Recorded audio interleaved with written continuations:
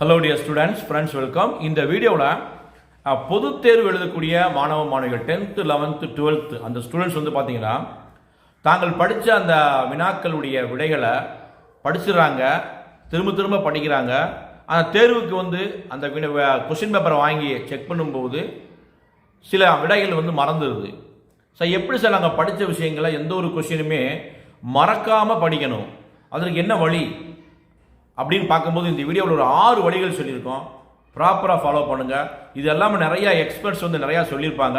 So இந்த கூடுதலாக இந்த 6 தகவல்களையும் பயன்படுத்துங்க. கண்டிப்பாக நீங்கள் படித்த விஷயங்கள் எதுவுமே மறக்காமல் தேர்வில் சூப்பராக எழுதலாம். மிக முக்கியமாக பாயிண்ட் 1, டிப்ஸ் 1 என்னென்னு பார்த்தீங்கன்னா, நம்முடைய ஹெல்த் நல்லா இருக்கணும், நம்முடைய மைண்ட் நல்லா இருக்கணும். அப்போ தான் நீங்கள் ஸ்டடியை ஸ்டார்ட் பண்ணணும். உங்களுக்கு சின்ன இல்னஸ் இருக்குது, சளி காய்ச்சல் இருக்குது, மனக்குழப்பங்கள் இருக்குது, வீட்டில் பிரச்சனைகள் இருக்குது, ஸ்ட்ரெஸ்ஸாக இருக்கும்போது, ஒரு இல்னஸாக இருக்கும்போது ஒரு கண்டென்ட்டை நீங்கள் படிச்சிங்கன்னா அதன் மேலே வெறுப்பு தான் வரும். அதையும் மீறி நம்ம திரும்ப திரும்ப படிக்கிறோம் அப்படின்னா அந்த கான்செப்ட் கண்டிப்பாக 1% கூட உங்கள் மைண்டில் இருக்காது. ஸோ உங்களுக்கு ஆரோக்கியம் ரொம்ப ரொம்ப முக்கியம். அது ஹெல்த்தும் இருக்கணும், மைண்ட் மனநிலையும் ஆரோக்கியமாக இருக்கணும். 2வது வந்து பார்த்தீங்கன்னா ஒரு வெறி, ஒரு ஆர்வம், ஒரு சாதிக்கணும். நம்ம அடுத்த கட்ட நிகழ்வில் நம்ம என்ன துறைக்கு போக போகிறோமோ, ஸோ அந்த துறையில் நம்ம அடையணும், அந்த போஸ்ட்டை நம்ம அச்சீவ்மெண்ட் பண்ணணும் அப்படின்னா அதை நினச்சிக்கிட்டே நீங்கள் படிக்கணும். நம்ம வந்து கண்டிப்பாக வந்து ஆஃப்டர் 12th பிறகு கண்டிப்பாக நம்ம நீட் அட்டன் பண்ணணும், அச்சீவ்மெண்ட் பண்ணணும். நம்ம இன்ஜினியரிங் வந்து ஐஐடியில் தான் படிக்கணும். இந்த மாதிரி பல கனவுகளோட மாணவ மாணவிகள் இருக்கீங்க. உங்களோட அந்த உயர்ந்த லட்சியத்தோடு நீங்கள் வெறித்தனமாக படிச்சிங்கன்னா கண்டிப்பாக ரொம்ப ஆர்வமாக துரிதமாக ஒரு பிரிஸ்காக படிப்பீங்க. அது மறக்கவே மறக்காது, எக்காலத்துக்கு மறக்காது. அப்போ அந்த மாதிரி விஷயங்கள் நம்ம என்ன செய்யணும்டா, படிக்கும்போது ரொம்ப பிரிஸ்காக ஒரு ஆர்வமாக வெறித்தனமாக படிங்க. அடுத்து வந்து பார்த்தீங்கன்னா படிக்கக்கூடிய இடம். இந்த படிக்கக்கூடிய இடம் ரொம்ப ரொம்ப முக்கியமானது. ஒரு அமைதியான சூழல் இருக்கணும். ஒரு ரூமில் ஒரு 5-6 பேர் இருக்காங்க, அப்பா அம்மா அண்ணன் தம்பி. அப்போ உட்காந்து நான் பப்ளிக் எக்ஸாம் படிக்கிறேன், அந்த ரூமில் உட்காந்து படிக்கிறேன். ரொம்ப வெளிச்சமான இடத்துல படிக்கிறேன், ரொம்ப இருட்டான இடத்துல நான் படிக்கிறேன். நம்ம வீட்டுக்கு பக்கத்தில் வேலை பார்த்துக்கிட்டே வர்றாங்க, ஒரு லவுடாக இருக்குது. ஸோ இந்த மாதிரி சூழலை நம்ம படிக்கும்போது கண்டிப்பாக நம்ம படித்த விஷயங்கள் வந்து ரீகால் ஆகாது, நம்ம மெமரிக்கே வராது. ஆனால் நீங்கள் படிச்சுட்டே இருப்பீங்க. ஆனால் கால சூழ்நிலை வந்து பார்த்தீங்கன்னா பொருளாதார சூழ்நிலை நிறையா பேர்த்துக்கு இருக்கும், ஒரு ரூமு தான் இருக்கும், பல பிரச்சனைகள் இருக்குது. ஸோ அந்த மாதிரி இடங்களை என்ன செய்யணும்னா பேரண்ட் வந்து சப்போர்ட் பண்ணணும், டிவியில் அமர்த்தி வைக்கணும். நம்மளுடைய பிரச்சனைகளை வந்து அந்த பிள்ளைகள்கிட்ட காமிக்காமல் கொஞ்சம் நேரம் வெளியே போயிட்டு அந்த பிள்ளைகள் படிக்கிறதுக்கு சப்போர்ட் பண்ணணும். ஒரு நல்ல சூழல் தான் கண்டிப்பாக நம்ம படிக்கக்கூடிய விஷயங்களுக்கு ரீகால் ஆகிறதுக்கு, மெமரி ஆகிறதுக்கு சப்போர்ட் பண்ணும். அதிக சப்தமான இடங்களிலோ, அதிக இருட்டான இடங்களிலோ, அதிக வெளிச்சமுள்ள இடங்களிலோ நம்ம படித்தா கண்டிப்பாக இந்த படிப்பு நமக்கு வந்து மெமரியில் இருக்காது.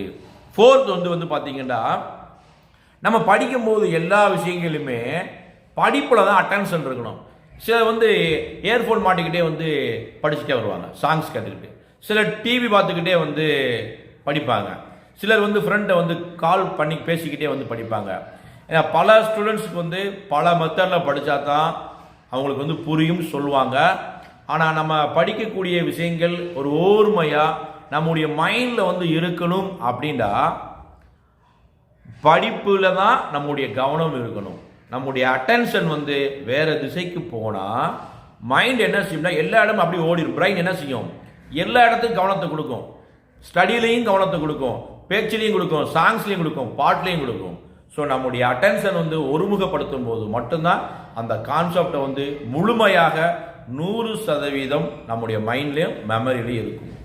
5th வந்து பார்த்தீங்கன்னா நம்ம படிக்கக்கூடிய அந்த டாப்பிக்கு, அந்த சப்ஜெக்ட், அந்த கண்டென்ட் எல்லாமே ஒரு ப்ராப்பர் ஷெடியூல் இருக்கணும், ஒரு ரெகுலராக இருக்கணும். நம்ம வந்து கண்டென்ட்டை படிக்கும்போது சார் 1வது யூனிட்டை படிக்கிறேன், 3வது யூனிட்டை படிக்கிறேன், 2 மார்க்ஸ் படிக்கிறேன், 5 மார்க்ஸ் படிக்கிறேன், நீங்கள் மேக்ஸ் படிக்கிறேன், இங்கிலீஷ் படிக்கிறேன், எனி சப்ஜெக்டை நீங்கள் எடுத்தாலும் ப்ராப்பராக யூனிட் 1ல் நம்ம புக் பேக்கில் நீங்கள் நம்ம 1 மார்க் படிக்கணும். ஒரு 6 யூனிட் இருக்குது, 6 யூனிட்லேயுமே புக் பேக் 1 வேளை மட்டும் படிப்போம், இல்லை 1 மார்க்கையும் சேர்த்து 2 மார்க்ஸையும் படிப்போம். இன்றைக்கி நம்ம என்ன செய்ய போகிறோம்டா, எல்லா யூனிட்லேயுமே புக்கின் கொஸ்டின் மட்டும் படிக்க போகிறோம்.